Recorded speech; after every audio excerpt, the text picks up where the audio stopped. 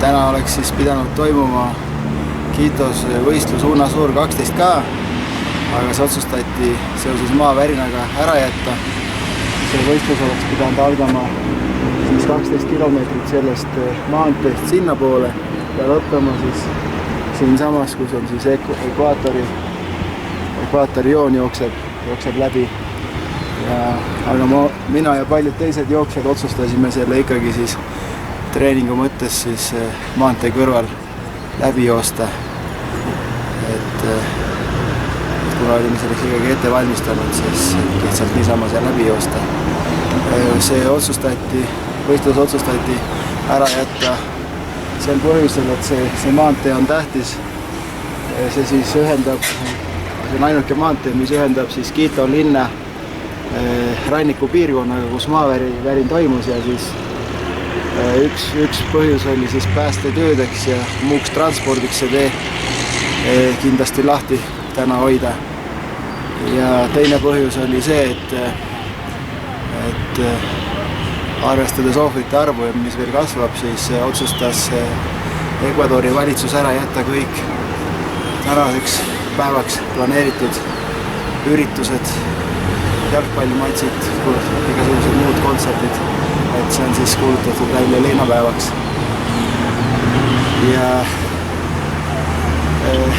maavärinas on kannatada saanud mitmed linnad, sealjuures Ecuadori kõige suurem linn Guayaquil.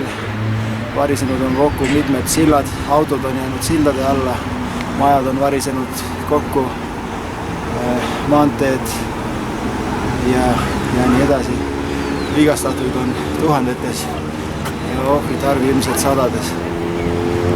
Ja siin Quitos oli siis eile õhtul kuskil õhtul 6-7 aeg siis tunda ka seda maavärinat ja seda oli päris kõvasti tunda.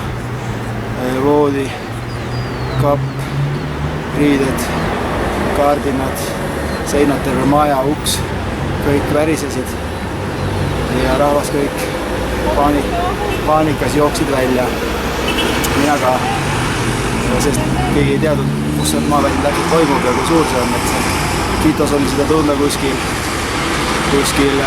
40 sekundit ja kes inimesed öösel üleval olid, need tundsid veel kella 2 aeg järeltõukeid Quitos, aga mina juba magasin, sest ma arvasin, et võistlus toimub ja valmistusin võistluseks. Äratus oli kell 5 ja võistlus ise oleks pidanud algama kell 7. Ja see on siis ka kõik, et siin on siis see maailma keskpunkt on siis seal ja sealt jookseb siis läbi siis ekvaatori joon. Et seekord läks siis niimoodi.